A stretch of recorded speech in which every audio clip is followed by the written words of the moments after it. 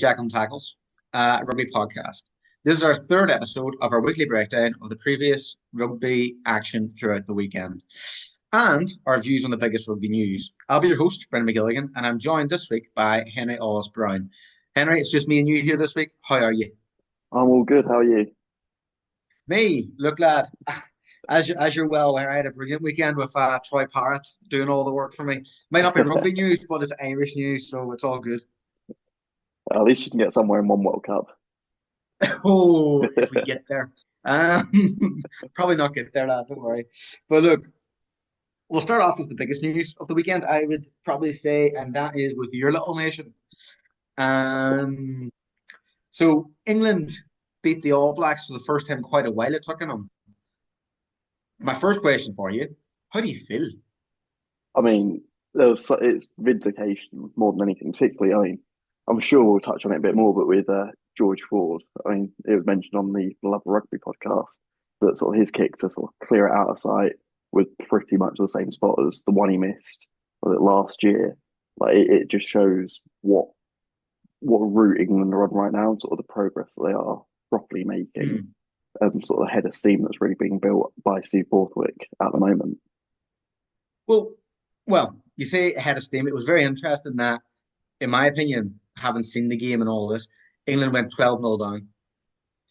Look, I remember England under Eddie Jones, late Eddie Jones, early Steve Borthwick. You said it went 12 points down. That was just done. Do you know what I mean? So where do you think this change of mentalities come from? Because I was listening to a lot of Irish journalists, and I think fairly were questioning some worrying trends in England in terms of the coaching staff and the huge turnover under Borthwick and all this. So where has this kind of long successful run come from, and what's happening? I suppose it's what we've said over the last couple of weeks, where it's been sort of getting those unconvincing wins against Australia, for example, where it's sort of like, yeah, it's sort of getting the result, not really the best display, but sort of that gets the belief, and it's almost that belief is the most important thing when it comes to winning. The thing that Eddie Jones always said was that winning becomes a habit. I think that's what we're seeing now is that, oh, we might be 12 points down, but actually we can get two drop goals from George Ford right before half time. Yeah, it's still 1 point behind, but that momentum swing was probably the hammer blow for New Zealand. Well, I was going to say we were talking about Italy when they beat Australia last weekend in terms of taking the points when you need to take the points. Now, I've seen George Ford play for Seal Sharks, and he seems to do that quite a lot there too. Of when the points are available, take them. Are you a man of that kind of belief, or are you of the New Zealand kind of arc? Now, obviously, I know it hasn't worked this weekend, but it seems to usually work for New Zealand. But do you believe, look, keep going for the try because it's more points? It's something that always tears me because part of me goes, particularly international rugby, you kind of have to take the points. But there was that Quins fan in me that goes, you just have to. It's more fun. It's so fun. Like you can't not take the try when it's an offer. It's boring kicking for posts, but you know what's more fun than kicking for posts is drop goals. If we can win a game with 100 drop goals, then that would be the happiest I'd ever be. Well, no, you talk about drop goals, and as you said, as a Harlequins fan, it's not as if Marcus Smith does it that often. So, how do you feel the kind of fly half battle is actually going now at England? Like you mentioned his name, George Ford. Is he so far ahead of the others, or can he be a pin back? I suppose George Ford has got a lot of credit in the bank, particularly after the Argentina tour. And I think sort of his experience, he's got over 100 caps for England. He is that proven star, particularly for big games. I think England are probably looking at it more game by game at the moment. I think probably if you were to rank them, George Ford would be ahead. Probably Marcus Smith's ability to cover fullback as he did quite well on and unexpectedly on Saturday sort of probably Yeah. puts him second. Obviously, I'm going to inflate him slightly anyway, and probably Finn Smith still absolutely fantastic fly half. Like any other country in the world would be more than happy with him at 10. I think he's probably sort of struggled back a little bit. He's sort of not been able to really prove that he's the man to take England forward and sort of like George Ford might be getting old, but he's signed a massive contract with Sale Shark. Like he's not slowing down, so why not let him stay there? Well, I was at that press conference with George Ford when he announced his contract, was very interesting to hear exactly why he chose to sign for Sale Sharks because he was given multiple offers, he said, in France. He had been approached by R360 as well, as confirmed by Alex Sanderson, the director of rugby of Sale Sharks. And he turned him down because he literally said, I want to play for England. And that was it. No other reason. Well, another reason was he does like Sale and he does like Manchester, where he's from. But the main thing for him was playing for England. As an England fan, is that the type of person you want? Because it's long been kind of thrown up now in England in terms of that rule we have to play in England to play for England.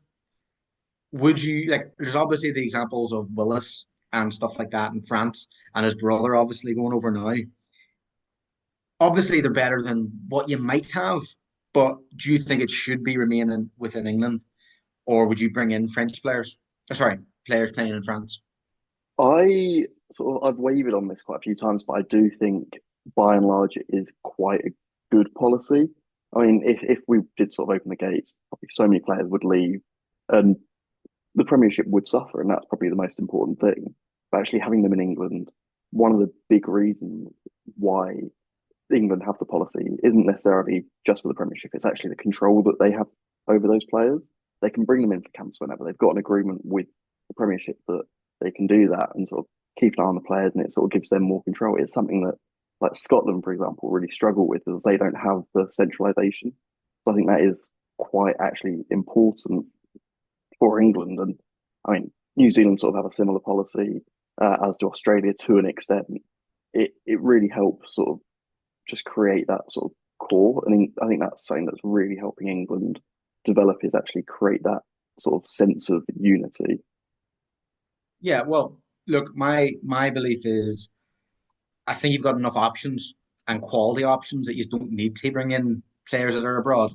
Whereas you've mentioned Australia and Scotland, where their options are more limited. And I think that's the kind of key thing that strength use. The only other kind of question I was going to ask regarding this game is, do you think the result and the magnitude of it is being a bit overblown after New Zealand's two testing fixtures before, the tiredness, the injuries? Do you think maybe it's just been a wee bit overblown?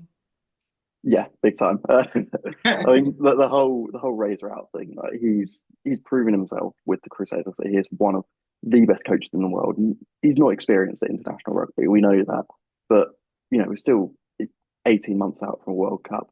That's still plenty of time for a team to really develop. And sort of, okay, you've lost one game against probably the form side in at least the Northern Hemisphere. So, it's not like it's a shameful thing. Obviously, New Zealand aren't where they were with 2015 All Blacks, for example. But you can't get to that by constantly chopping and changing and sort of going, oh, we need to get him out. Because who do you bring in? Who would be the replacement for Razor? Yeah, well, I've heard who Ian Madigan would want as a replacement. It's one of his former tutors in Joe Schmidt, because obviously he's leaving Australia very soon, but it would give him very little time with them. But for me, I look at, and I was listening again to a few other wise heads in this sport. They were talking about how England, France, Ireland, and New Zealand are probably of the same level, but are second tier in terms of the international scene, with the top tier being solely South Africa. Now we'll find that out when Ireland plays South Africa this weekend, but I feel we're in for a hammering. Um, but honestly, look, I feel your honest opinion on England not being overly kind of past New Zealand, even despite this result, because you saw the danger of New Zealand in their couple of short things. But look, we'll leave it there and we'll move on to what I think is the next biggest game and kind of huge discussion point, which was Scotland, in my opinion. You might disagree, but I think that Scottish result was massive for a fair few reasons. I don't know who it was that posted online. It might have been Jared Wright. Um, but he posted on how Scotland were they fourth in the world, fifth in the world, Something like and that. since Gregor Townsend has come in, they now dropped to ninth. Haven't finished above fourth in the Six Nations. Haven't qualified to a quarter, like past a quarter final in his tenure of the World Cup. So they give him a contract extension because Scotland are Scotland. What do you think of the whole Scotland thing with this golden generation with Finn Russell, who's arguably probably amongst the best fly halves in the world at the minute?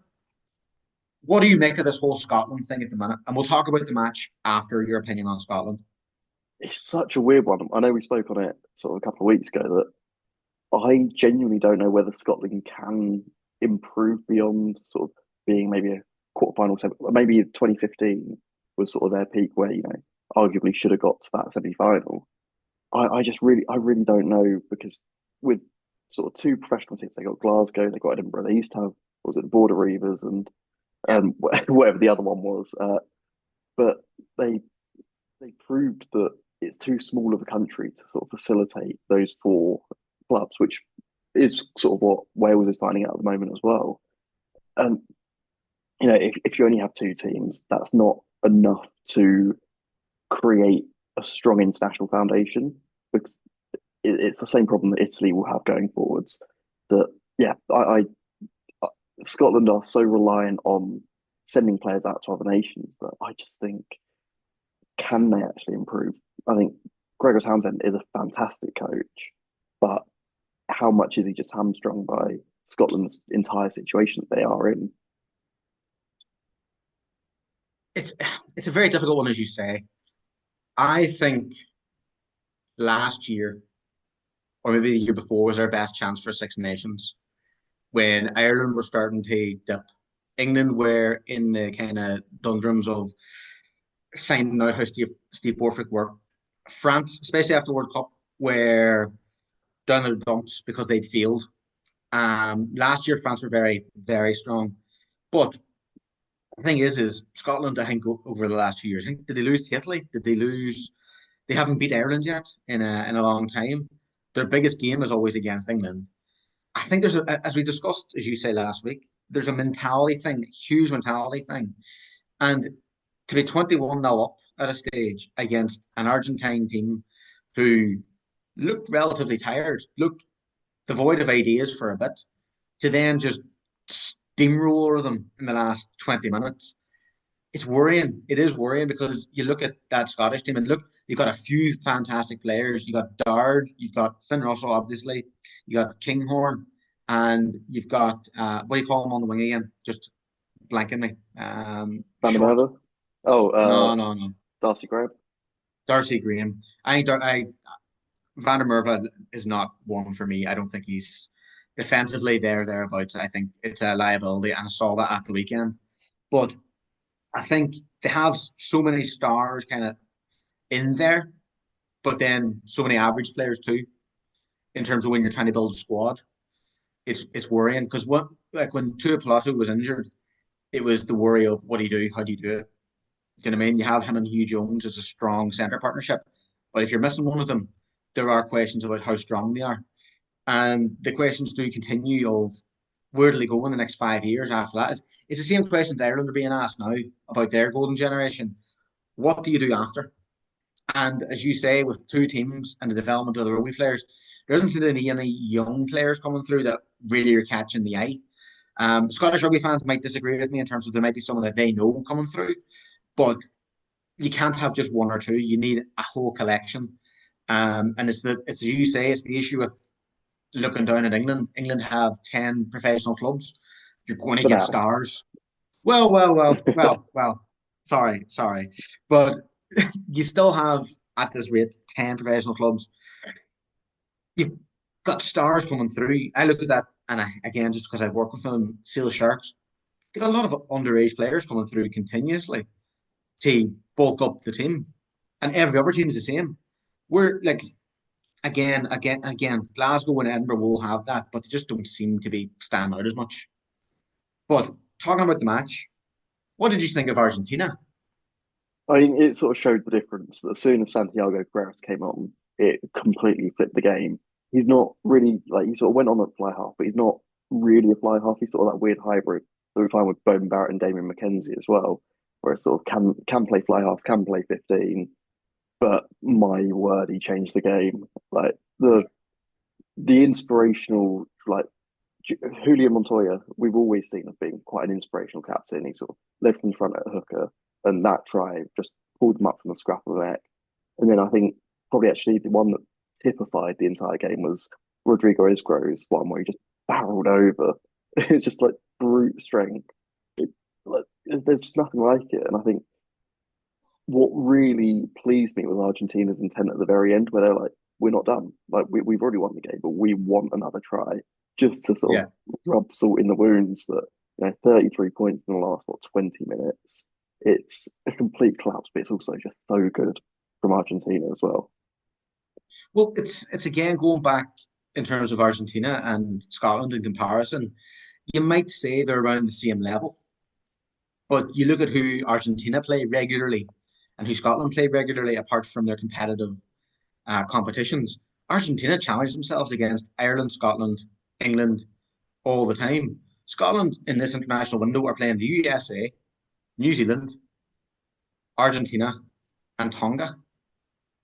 Like, make it make sense to me. Like, they're not going to develop their top class players playing against two teams that would be seen as tier two, tier three. Do you know what I mean? In terms of Scotland. But as we've said before, I give credit to Argentina. I love them. I love them to bits in terms of the style. They've got their own unique style as well. And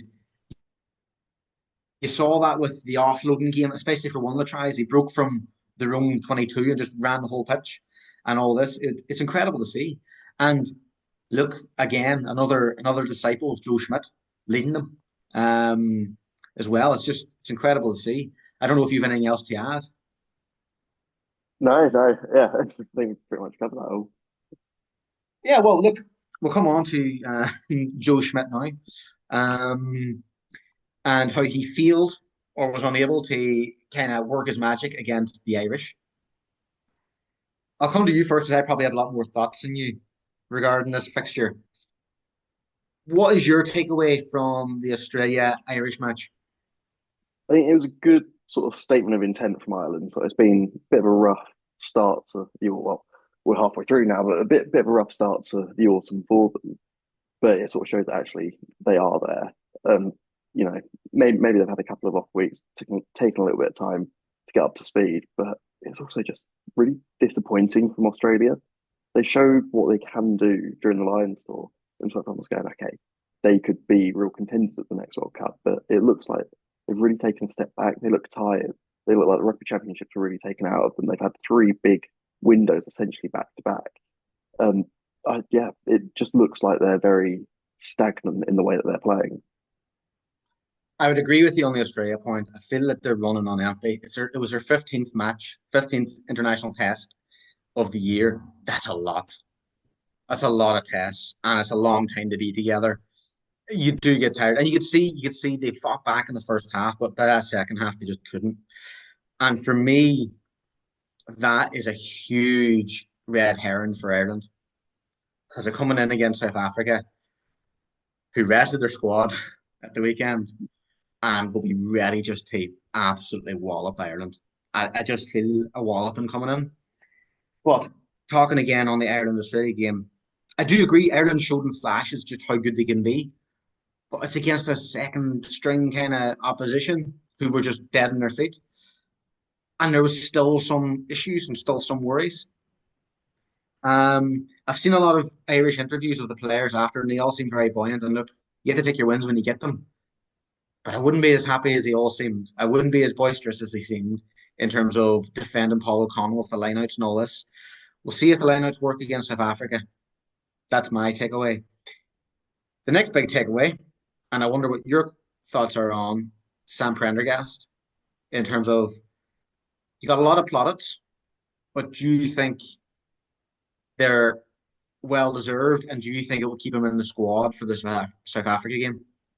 I mean, it's something that I was going to ask you as well, and I think that he's proven it during the Six Nations as well that he's very good when it's going his way, when he's playing front football, sort of his really silky path to get through to Mack Hansen. That was absolutely fantastic.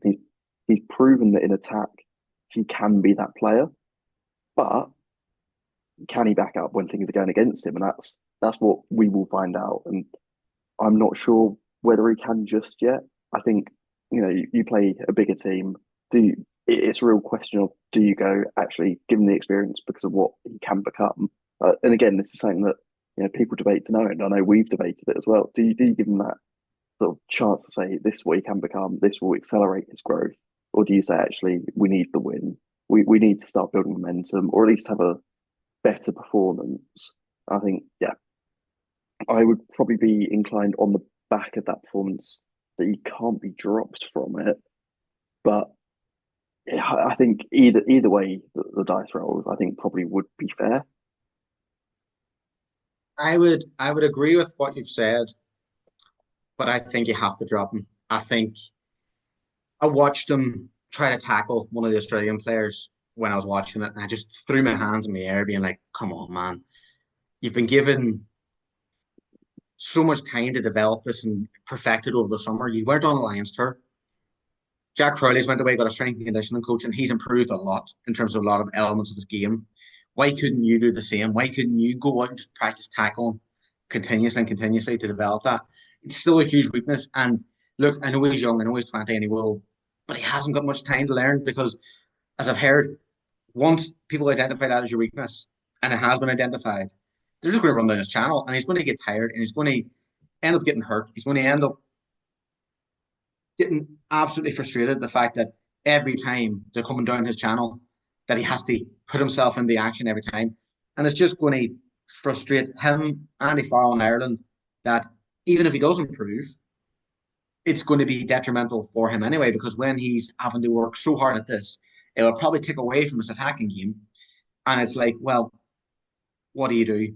I think as well in regards to the South Africa game, Jack Crowley would start him just for his defence. The South Africans won't tire like Australia or Japan, where he'll be given time and space to work his magic.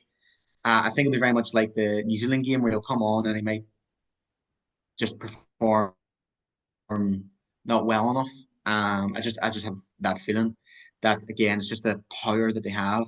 Um, but everything you said about his attack, it does have the shades of a player who will be world class in that department.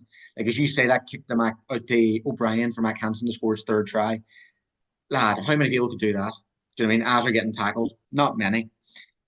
But again, it all just comes back to that defensive thing. Like, what do you do? How do you fix him? As you say, do you give him the chance? No, because I think he'd be absolutely crushed defensively, and his confidence will be crushed after such a good game. You want to build on it. And if Ireland get beat anyway and he comes on 20 minutes, doesn't matter if he's only been bad for 20 minutes rather than 60. Do you know what I mean? It's not all on him. I do wonder whether it's worth sort of experimenting. I don't think that Andy Farrell's really the coach that does experiment in this way, but maybe you could start Prendergast at 10 because he's not the player to win the game against South Africa. I think Mm. that Jack Crowley probably would be that player that if they really needed to take it by the scruff of the neck or even just see it through. I think Prendergast's the sort of player that you put on and could become a bit of a liability later on. And say it goes 20 minutes, it goes badly, you can hook him. It's probably not going to be good for him. But I think it's probably actually a better outcome than say I'm being 1 point ahead and actually losing it because he's getting targeted in defence in late on in the second half. That's a fair point, but I just think if you start him, there'll be what 4 tries ahead, just running through him. So that's my opinion. I could be wrong. The only other point I want to bring up with this game is Mack Hansen. Do you think Hugo Keenan has lost his place at fullback? Again, it's something that I was going to ask you is that Matt Hansen played very well for someone that's never played international rugby at fullback. Hmm. I don't know whether Keenan has lost his place. I think it just creates a conversation that Ireland have got probably better depth than you might have expected. I think Hansen's a genuine option there if required. I think he might become maybe the second choice fullback rather than sort of being that first choice and sort of overtaking from Keenan. See, for me, I kind of agree with you there as well in terms of, but I would slightly alter it. I think the playmaker ability that Hansen has because he used to play as a fly half when he was a youngster. I think if you're playing opposition like Australia, potentially Italy, Scotland, Wales, you might put him at fly half to just get that second kind of opening, the way that Marcus Smith does with England. But when you're coming up against those kind of major nations, you're like, right, we need someone who is reliable in this position, defensively sound. You might turn back to Keenan, and you might put Hansen out in the wing again.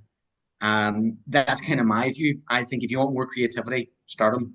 If you want more solidity, start Keenan. I think, as you say, it started a whole conversation now, which is maybe where it's at. As you said, it's one game. Let's not get ahead of ourselves. He's not going to be the savior of Irish rugby and lifting a World Cup. But if he did in his home country, it'd be brilliant. Um, but look, it's something I thought like to score a hat trick isn't easy. To do it within the first half is pretty remarkable, and to look so comfortable doing it is another thing. I think Joe Schmidt said the best Australian player on the pitch was Mack Hansen, so that was another thing. So, what do you think? Are Ireland back, or is this a false dawn? I think it's a sign of what could come, but I think it's something that really needs to be built upon. I don't think it's ready to quite say that Ireland are back, but if they can sort of build momentum, maybe they'll scrape a win against South Africa, and we'll see. But yeah, I think they it's definitely a foundation that can be built upon. Well, my last question, sorry, I know that was going to be my last one, but the one I had was I saw something going around about Van der Fleer, which put Keelan Doris at number 7 for his power and his driving ability, and he's played pretty well. Do you think Van der Fleer might be slowly being aged out? A man that he's trusted for years, not even getting the Lions test, like, and he's now seemingly choosing Doris over him with Conan because of the power of Conan at number 8, and he wasn't even on the bench. Nick Timoney was on the bench. I know he said that Van der Fleer was injured, but I don't really believe that personally. He's done this in the past. Yeah, I think Van der Fleer needs to make a statement when if he next gets a chance to play for Ireland, but also when he goes back and plays his club rugby as well. He needs to prove that he still has it. It could be sort of one of those players that is a bit like a Hamish Watson, sort of have loads of hype and then just almost disappears off the face of the earth in some respects. I think he's at risk, but also I think as we've seen with Matt Hansen, it could just be that Andy Farrell's quite keen to try players in different positions just to sort of show that actually you get an injury or you get a card that you can fill in and be comfortable in that position, which is always a really strong thing to have during a World Cup. Well, in the friendlies, per se, in the test Lions test series, and then didn't even get on the bench, didn't even get a look in. And that's your international manager who has trusted you for so long. Like, it's a bit worrying. I don't know if there is a breakdown maybe in a relationship because that would have stung him to an extent. I know he's a team player and all this, but it might have stung him. And this might be just like, right, okay, let's kind of, he's 32, 33. He might be getting aged out slowly. And I feel for him if that is the case, because I still think he has a lot to add over the next year or two. Um, but like, I don't know, it was just a question I had because I saw a couple of things maybe bringing that up. Um, and as you say, I hope he does perform for Leinster. He kind of say to him, "Look, I'm still about. I still got the thing." Because he was only World Player of the Year 3 years ago. So shall we move on to Wales v Japan, shall we? Sounds good. What's your thoughts? Because I've got quite a few. Yeah, it, I think. I mean, the big thing that I've seen a lot of people sort of complaining about is the passion that Wales were showing at the end, sort of really celebrating. I've seen a lot of people saying that it's sort of a game that you shouldn't be celebrating when it should just be like Did, should be a did they not given. win a World Cup? Did not win a World Cup though. But it's a sort of one where people have been going, "Oh, they shouldn't be celebrating. Like it's a game that they should be winning. It sort of shows how far Wales have fallen by the fact that it means so much. But then I've also seen, on the other hand, it's probably the side that I stand much more on that actually show what a win like that means. A lot of those players have never won an international game. So to be in that position, particularly Wales hadn't won a game at the Principality for 2 years. Just to end that streak against anyone really, really is something special for them. And as we said like last week, is it was a game that had a lot of implications for the World Cup qualifying riding on it. Admittedly, it could still be changed slightly by this weekend's results, but yeah, I I think it's the result Wales needed more than it being a great display. Just they got the job done, and that's the bottom line of it. Yeah, look, they were given a lot of advantages by the ill discipline of Japan and the yellow addition of yellow cards. Um, I would be on the other camp to an extent of the sheer celebrations and all this might have been a bit too far. Don't get me wrong, they should celebrate, and as I said, you need to celebrate everyone. That's my belief. But I do think there is a limit as well in terms of, as I say, they haven't won a World Cup, they haven't won the Six Nations. Celebrate, yes, but don't make it look as if it's your kind of be all and end all. Saying that though, I had a lot of celebrations when Ireland beat Hungary to reach a playoff, so I can't really say much. Look, the only other point I really, really wanted to raise was I think that had Wales lost and went to the third seed in the World Cup draw, I think no one would have feared them coming into the World Cup. I still think no one fears them coming into the World Cup in terms of the teams above them. I do think people will fear Japan. I do think people think Japan could be a thorn in the side. What do you think? Yeah, I think sort of people have sort of rubbed it off and said that Eddie Jones sort of washed, doesn't know what he's doing anymore. But as Japan are getting better, he's getting a bit more credibility again, isn't he? Mhm. He was been quite keen that even a couple of years ago when they hosted England, he had a university player playing fullback, slotting penalties. He maybe he's not the coach he once was, but he knows how to deal with a team like Japan, and it's showing. Like the team that they had a year ago probably wouldn't have been anywhere near the Wales side that Wales put out, even with all the troubles they've had. And they, as you mentioned, three yellow cards. That's an issue they need to really sort of deal with. But they're bringing three players. They had the Australian player that came through and made his debut on the weekend. They are building depth, and Japan League One is helping that, and it's becoming a real proper league, even if the defense is a bit dodgy still. But Yeah. yeah, I think Japan are. I don't think they'll probably get past the quarter final, but I think they could be a little stumbling block as they were in 2015. I completely agree. I think the 2015, kind of 2019, when they hosted it, where they knocked Scotland out in the groups, I think that's kind of the level they could be in terms of if they look, let's for hypothetical reasons say they got England and Wales in their group, I would be shaking if I was Wales because you aren't beating England and Japan are well within being able to beat you. I would fear that draw. And that's why I'm saying, like, even then, I look at the kind of seeds who are in the second seeds. Australia don't look comfortable to Japan. Italy wouldn't be comfortable. Who is comfortable against Japan? Japan are there and they're going to make it a hard fight. Do you know what I mean? So, as I say, I think if Wales had been that third seed, you again, if you're Australia, you're like, oh well, we can beat them. Do you know what I mean? I think it's a testament to just how far Japan have come, as you said, within a year under Eddie Jones. Still knows the stuff. Still knows the stuff.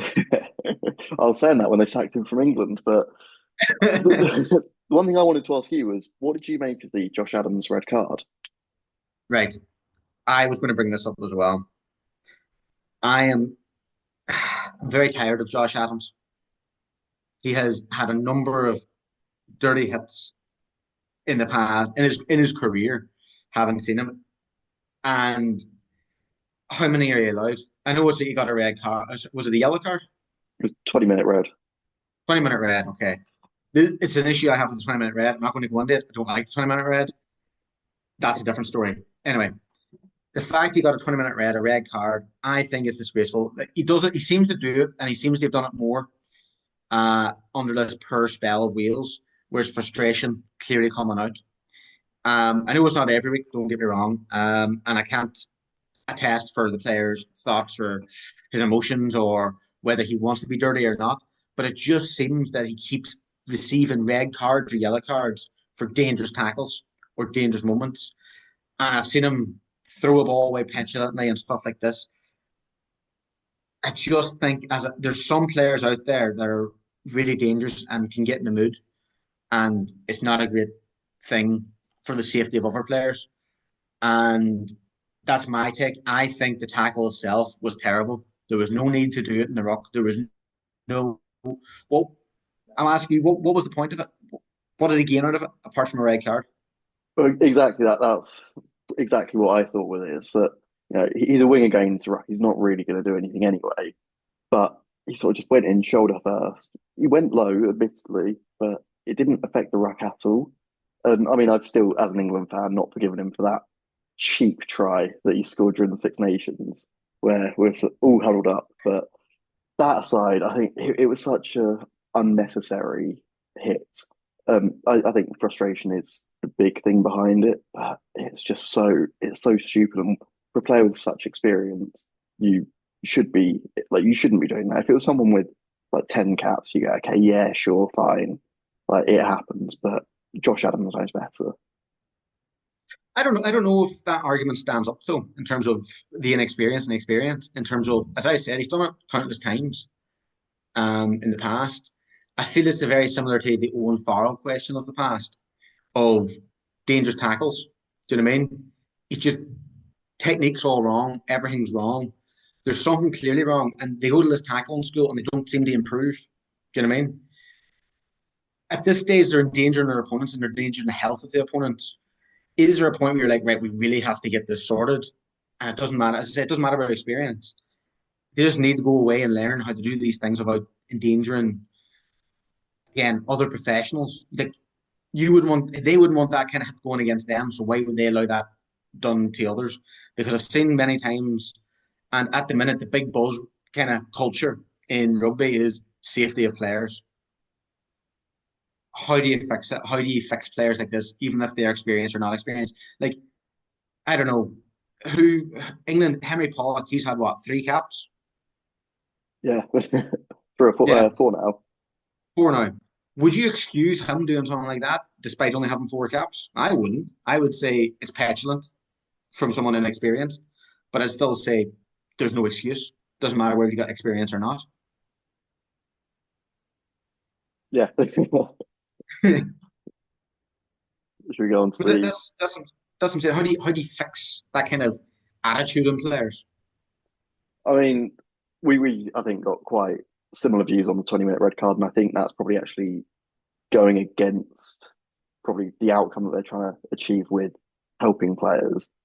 We could have a whole debate on the effects of the 20-minute red, but I think it is just you need to hammer down on the individuals and make it sort of actually a thing against them. Say like you made this tackle, you have to have a 3 match ban or something, and then yeah, you can have tackle school, have that, but then once you've done that once, that's it. Then tackle school is mandatory, but you don't get a reduction. It's just if you want to return, you have to do tackle school, and that has to be more of a rather than it just being like, oh yeah, we had a 30-minute session with one of the coaches. It has to be something that's actually World Rugby have got better and more clear guidelines for fans looking from the outside in as well to say this is what they've done, this is how they're working on what they're trying to achieve. I think that would probably help bring players back down because it's not like they're trying to get red cards on purpose, but Yeah. there's clearly something with their technique or with their attitude and how they're going into it that needs to change. Well, again, I would completely agree. I think it's increased the recklessness of tackles in terms of as long as you make it look as if you're trying. Do you know what I mean? Which they are trying. Let's not be on like in every way they are trying to make a fair tackle. But the way rugby has kind of evolved into the rush defense, they're coming up with speed and they might make head-to-head contact, which is dangerous. And I always go back to that example of when Ireland played Wales and Gary Ringrose got his red card. Ringrose is known for rushing up and being very quick into the tackle, and he can endanger himself as well as others.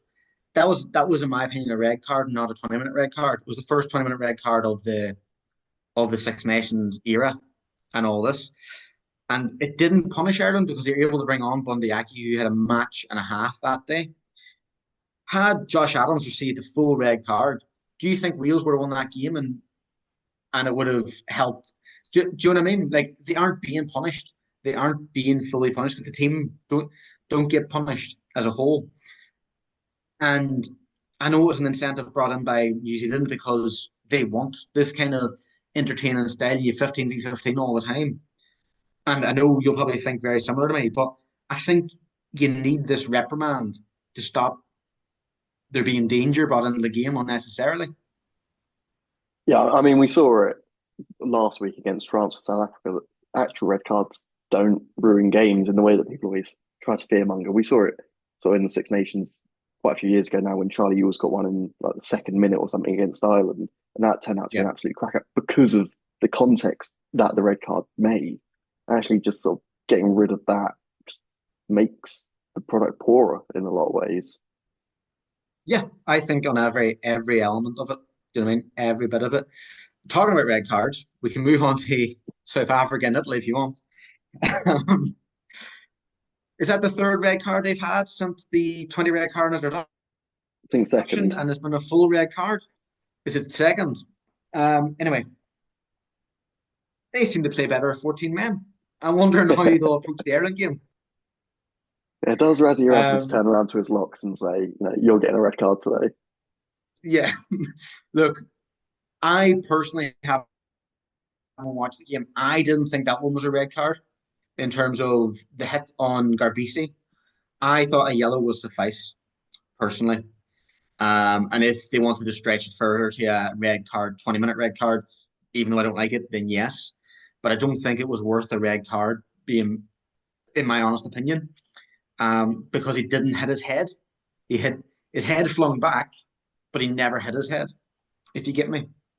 So I feel South Africa were hard done by. Not just on hard done by on that, but the referee seemed to miss a few things. They missed a tackle in the air on a South African player, and it wasn't called back because it was he brought him down safely. And I'm like, well, it doesn't matter. He's still been tackled in the air. Um, I feel Erasmus would have had a lot of stuff to say had Italy managed to beat them. But look, it was Italy's big chance against 14 men, and they just couldn't do it. Italy. The thing is, Italy played well.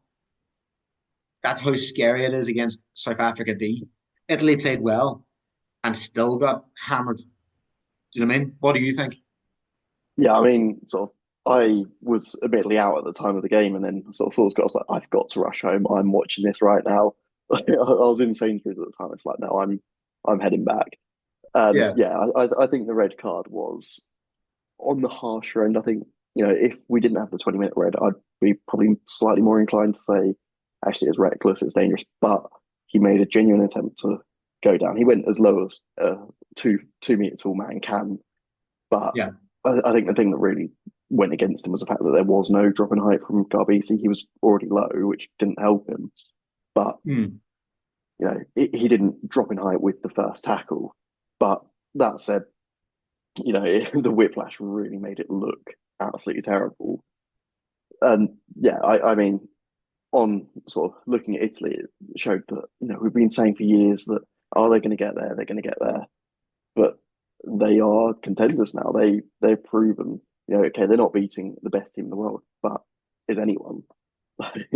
If you Yeah. can put, I mean, it was a better scoreline than France managed last week, and we're saying about how France actually they're still the best team in Europe, regardless of how well England's doing. But actually, Italy are turning heads now, and with we'll look ahead to the World Cup, but with the way that the World Cup draw is going to go, where some of the third ranked teams are going to qualify for the round of 16 and get into the knockouts, they could actually be the real scary team.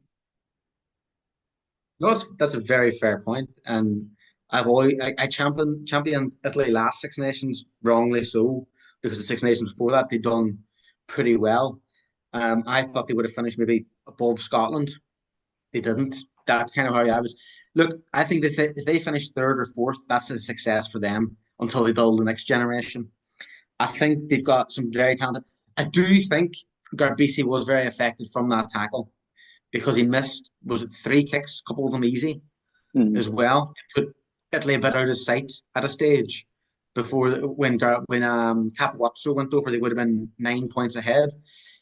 I think maybe they should have brought him off and put Tommaso Allo on, just because of he didn't look thereabouts because of the huge hit. Um, but I think they got a number of talented players. I think you're right. They are going to be a worry coming to this next Six Nations and the World Cup. Do you know what I mean? But I don't think there's that much to really talk about this game because South Africa just showed they have 50 players that are good enough to win a World Cup. Yeah, I mean, I've always spoken about sort of England's depth, but South Africa's is scary. Like when you've got, I mean, they'll be on their third and fourth choice locks against Ireland, and you wouldn't know. I mean, Andreas Hayden, as we've spoken before, playing in the back row as if he played there his entire career. It's they're innovators, and it's just how do you catch them? As we spoke in depth previously. Well, look, we'll talk about one more game from the weekend, and we won't really touch on it too heavily, which is the Spain versus England A result. So Spain lost by only 4 points. Now, very reasonable. 29-25 to England A. I brought up a couple of weeks ago the approach of they're playing the kind of C teams of England and Ireland, and they've done all right against both. Do you think this policy has been better for them rather than playing Romania, Portugal, and Hong Kong ahead of a World Cup, or what do you think? I've quite liked it for both sides because I think, for Spain, it's, I mean, if you're getting a result like that, it's clearly a team that you are at that level of that you should be playing against. And that's clearly a meaningful game rather than playing against, Scotland or England, playing their full strength side. Because what do you learn from an 80-0 loss? But yeah, I quite enjoyed it. I quite like how they took it to, even though the stands weren't filled, they took it to a really big stadium, actually showed the product they are building. And I mean, they're going to be at the World Cup. They need to learn how to play against tier one teams because that will happen during the pool stages. But yeah, I also quite like it from the England perspective of actually, again, giving those younger players a really meaningful game. We saw Charlie Atkinson, he got his cap against the USA over the summer after sort of being around the squad for ages and he played really well. I mean, there's the little clip of was it Noah Clory, um, where he scored his try, and then one of the tiny Spanish wingers starts trying to pick a bit of a fight, and he just gets picked up and carried away. I think it's one of those ones where it's just it's an enjoyable game. It's kind of the closest to a friendly that we have in rugby. Obviously, sort of the autumn internationals aren't they're always like exhibition matches. Now we'll come on to it later with the Nations Championship, and I think it's quite a fun way to develop a squad as well. Well, shall we move on to the Nations Championship? And again, as I opened the show, very simple question. What are your thoughts? What are your feelings? I'm so torn on it. Like Right. my overriding thought is I'm just so glad that the finals aren't in the Middle East because that would have really highlighted sort of everything being right. I mean, it's a much better concept than R360 in my opinion. If you're taking rugby on sort of a more annual global audience, I think this is probably the way to do it because we've got such a good international product. And realistically, it's not that different from what we already do. The big change is when you go to the Northern Hemisphere teams touring against the Southern Hemisphere, which that's where my real issue comes in. I think that's really like, for a start, the reason why we've always done the tours that way is because it's so impractical to be going from, say, Japan to South Africa to Argentina that it just doesn't make sense to be doing it that way. Whereas, going from Ireland to England to France, that's just an hour flight. So I think that would probably put the Northern Hemisphere teams at quite a bit of a disadvantage. Not that I'm making excuses already, but I suppose the other real issue I've got is how it kind of locks out tier two teams as well. I know there's the second tier of the Nations Championship that's coming in, but a team like Georgia now isn't really going to get the chance to play a team like Wales, which they've beaten twice in a row. That that if one team then sweeps the second tier, okay, they might get a chance to go up in a few years' time, but they're getting locked out. They're not getting a chance to prepare for the next World Cup. No, I fully agree. And it is the disappointing thing about this is the relegation should have been brought in a lot earlier than it will be because I feel you're right. I feel Wales and Japan being in the top seeds. Can you see them finishing any higher than anyone else? Really? I think with the trajectory that they're going on, I mean, it will only take one or two scalp wins to kind of not end up in the bottom. But yeah, it's quite a tough one where yeah, what do you gain by losing every week? Like Hmm. for a team like Wales, and we've seen it, we spoke about it earlier with Scotland, sort of playing those tier two teams, where actually getting those wins can be really helpful for developing younger players, which now won't be a thing, which means that you're always having to play your best players every week because you need those wins to get the prize money or to get whatever's actually online. Which means that then you got your top end players that there's only so many games that they can play in a season. So, okay, they're now playing 15 internationals a year or whatever it'll end up being, which then limits what they can do at club level. And then the knock on effects of that means that actually you're not bringing through players, and actually, in a weird way, the quality of the rugby is going to maybe actually get worse. There's a potential for that. I think you can obviously have the other, which is because you're having to push for places, because you're having to push to be your best all the time, you make a player stepping up to the plate.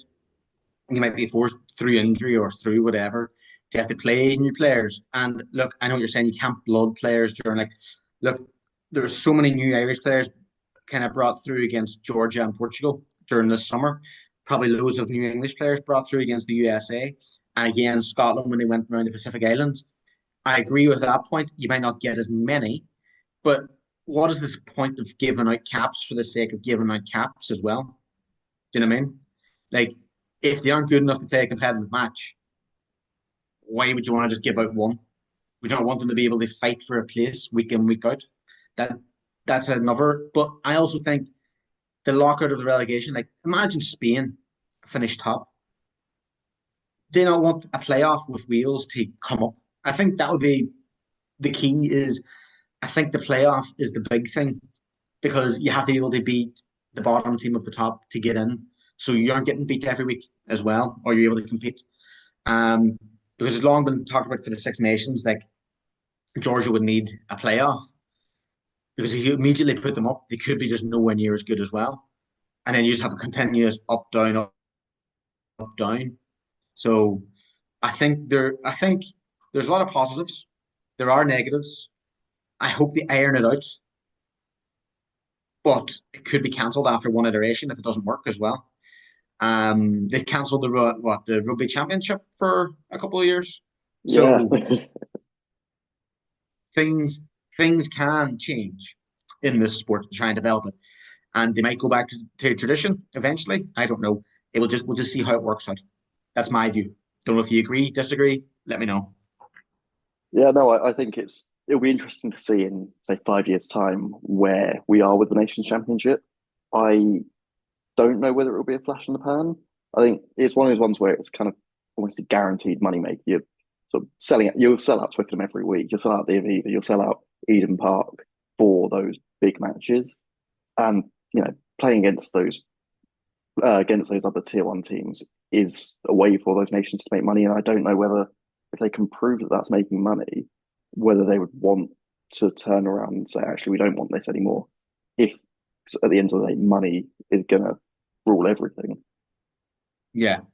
Well, look, we'll have a wee think and see how it goes over the next year, and we'll come back. But now we'll move on to the last kind of subjects in terms of what we've just witnessed during this podcast as well, and what we have upcoming at this weekend. So Samoa are in the World Cup. I Yeah. think on I think unfairly, but yeah, can you enlighten us on how Samoa have managed to get through? Yeah, I mean, I was saying to Brendan off air that I had it sort of playing on my iPad as we're recording, sort of just keeping an eye on it, sort of eyes not looking at the camera at all, just completely looking at the game going on because it was such a bad game of rugby that it was so captivating. So Jake Mumanga gets Samoa ahead in like the opening minutes, gets a penalty. You think, okay, it's going to be such an easy win for Samoa. Like Belgium had a good run, but that's it. And then Umaga misses another penalty. And you're like, oh, okay, this is getting a bit sketchy. Belgium get a penalty, and suddenly they go into half time. Belgium are 6-3 ahead, and you're thinking, oh, Christ, like, are Belgium going to do this? Firstly, what great thing for Belgium that would be, but also awful for Samoa and what that could mean for them. And then sort of game goes on, Samoa get a try, and you're thinking again, like, oh, Samoa have won this, like, sort of can breathe a sigh of relief. And then Belgium do it again. They get a try under the sticks, get the conversion, 13-0, but it's not enough. Belgium hold them out to the draw, but maybe on merit they should have gone through, but points difference, they've not made it. And yeah, what scenes it was. You're seeing the Belgian players in tears, rightfully so. They've given absolutely everything. They got players playing like the sixth tier of French rugby coming up against full-blooded internationals, coming up against Wallabies, coming up against some of the best players in the Pacific Islands. That yeah, just I'm excited to see Samara and see where they can go. But as we're talking off air, I don't know where they will go. What do you think, Brendan? I think it's worrying. I think it's very worrying for Samoan rugby.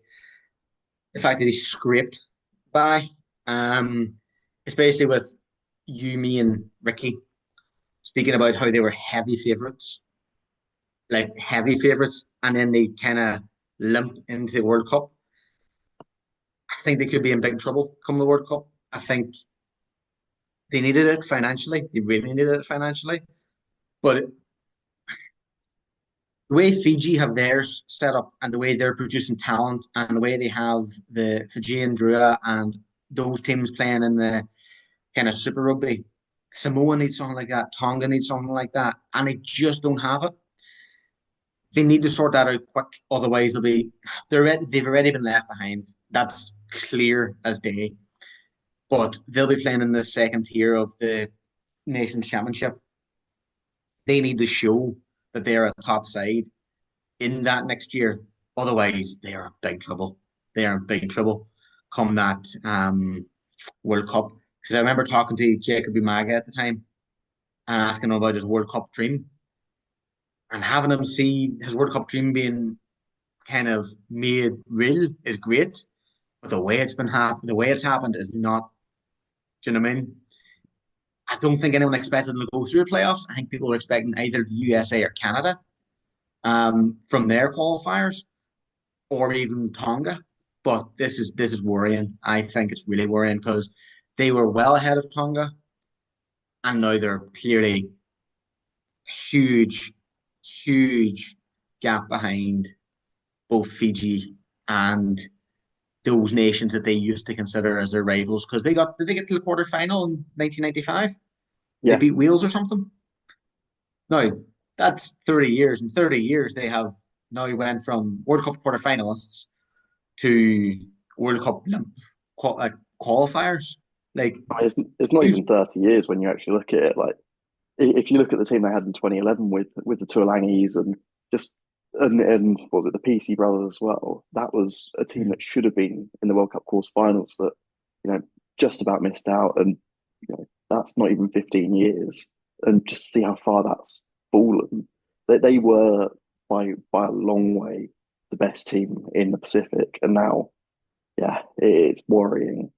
I did mention that I wondered whether if they didn't qualify, whether that'd give them the kick, but just the state that Smart Rugby's in, that if they didn't get the money, probably would have been the end for them in a lot of ways. Also got 10 minutes on I this now. Yeah, yeah, yeah. I agree. I agree. But look, we've got the World Cup rounded up. We'll probably talk about the World Cup next week, as a whole, because the draw will be made very soon. I think it's In around is it December. the sixth of December or something like that. Um, but we'll have a talk about that. We'll talk about all the permutations and who could face who to an extent. We're not going to go into everything, but we'll look at maybe the potential group of death that could potentially happen. But we'll round out the show with our views on the upcoming week in terms of international fixtures. So we've got a few big games, I would argue. Biggest game being Wales v New Zealand. What do you think? If Wales can beat New Zealand, then anything can happen. I mean, It's been like 100 years since Wales have beaten New Zealand. Like, it's not happening, is it? Like, as much as the crisis talks are happening among New Zealand fans, the real crisis talks would happen if they lose to Wales. Like, they scrape by against Japan. It's just not happening, is it? I honestly think Scott Robertson would get sacked if he lost to this Wales team. I If really they're behind do. at half time, he'll get sacked. Bring out Joe Schmidt. All right. No, I feel this is a very, very easy win for New Zealand, even if they're, as you say, in a crisis. Do you know what I mean? Um, I don't know. I can't see anything past that. You? No, I think No. yeah. The next big game, I would argue, would be what? Ireland v South Africa, maybe? I don't know. I don't really think that's much of a big game. It's a bit of a foregone conclusion, isn't I would actually agree. I think it is a foregone it? conclusion. I think the Irish media will try and bum it up as much as they can because we beat them in South Africa last time. We beat them in the World Cup. That was the most important thing in that World Cup, not winning it, beating them. We were the only team to beat them in that World Cup, so ha ha ha. It's all that matters. No, I think this will really show how far Ireland are off South Africa. I think Big Razzie will be coming to Dublin and being like, "What do you see, lads? We've innovated. You have kept going." I think it's a big drumming for South Africa to give to Ireland. What do you think? I'm a little bit more optimistic on Ireland's chances than you are, but I still think it will be South Africa running away with it at the end, providing they keep 15 players on the pitch. I think, yeah, Ireland, I think, can show that they are a better team than people are maybe giving credit for, but I think it's all South Africa's to win. Fair enough. We've gone South Africa. France v Australia. What do you think? I think if Australia lose this, which I think they will, I think it will be a France win, then they need to have some really stark conversations down there because I mean they didn't show up against Ireland. And I think it's just a continual decline as sort of players getting tired and sort of everything's going wrong. I've seen that James O'Connor's been dropped after one game, but I don't think they've got it in them to get a win against France. And I think France need a bit of a statement after that South Africa defeat. The only shining light I'll give Australia is the top four teams back this week. So, do top 14 teams turn around and go, well, you're only playing Australia, so give us our best players back? Do you know what I mean? Yeah, I think it that yeah, I think France probably will still have too much in that. That's fine. I would agree with you, but I do feel it's the one chance Australia have is the fact that the stars will probably be gone. So I'm going France. Are you going France? I'm going France. France. Okay. Uh, shall we look at Spain v Fiji to an extent? Just give our Yeah, example of it'll be a proper test for Spain. I think it'll be interesting, having seen their Ireland and England fixtures. I still think Fiji will win. yeah. I think Fiji will win. They'll probably rotate a little bit, give some of the younger players a bit more of a chance. But I think it's Fiji's to lose. Yeah. Georgia v Japan. I think that'll be a very entertaining one. I think it'll be very interesting in terms of Georgia have played teams around their level, whereas Japan have played a lot of top teams. I think this will be the test where Japan could show just how far they've come by beating the next biggest European team. Yeah, I mean, as I sort of touched upon it earlier, if Japan beat Georgia, they have a chance where they can also get into band two at the World Cup, and Georgia then slips down into that 13th spot. But I think yeah, it's really, really interesting. I think Japan will probably win it just from the development they've had. But I think that's going to be a proper game. The last big nation on the Saturday playing is Italy v Chile. Italy, yeah. Yeah, I think it's again, it'll be another one where they rotate around a little bit. But yeah, I mean, Scotland and Tonga, again, we can sort of ignore that too. Yeah. So Scotland as well to win. So Italy to beat Chile, Scotland to beat Tonga. Yeah. Yeah, And finally, the what is it? England v Argentina 2, revenge, best served in Twickenham. I don't know. Um, what do you think? I think England will kind of walk this after Argentina's late show against Scotland. I'm less convinced. I know I said that New Zealand would win last week, but I almost have more of a worry about Argentina this week because England are riding high. And it's always a bad sign when sort of everyone, all the fans in the media are turning around really backing England because that's when sort of complacency sits in. And I know we said at the start of the series that, four wins for England, three wins for England is a good autumn, and it has been a good autumn. But I think Argentina have got a bit of wind in their sails after that last 20 minutes against Scotland. There's quite a lot riding on it as well with like after beating England last time at Twickenham as well. So I think they can do it. I think England will win it, but I think Argentina shouldn't be written off. We've got 2 minutes left. Perfect. I'll sort this. Yeah, look, I agree with your points. I think personally, England will win. I just don't think Argentina have it after two tough tests that took it out of them because they really were pushed both by Wales and Scotland to an extent. Just think they got too much. But look, Henry, thank you very much for your time. It's been brilliant talking to you, getting to know all your knowledge of the weekend's action and getting your thoughts. Yeah, as always, it's been great being on again. And look, thank you to everyone for listening. This has been Jackals and Tackles, the rugby podcast. And we thank you very much for tuning in, and we look forward to hearing from you again soon. Thank you.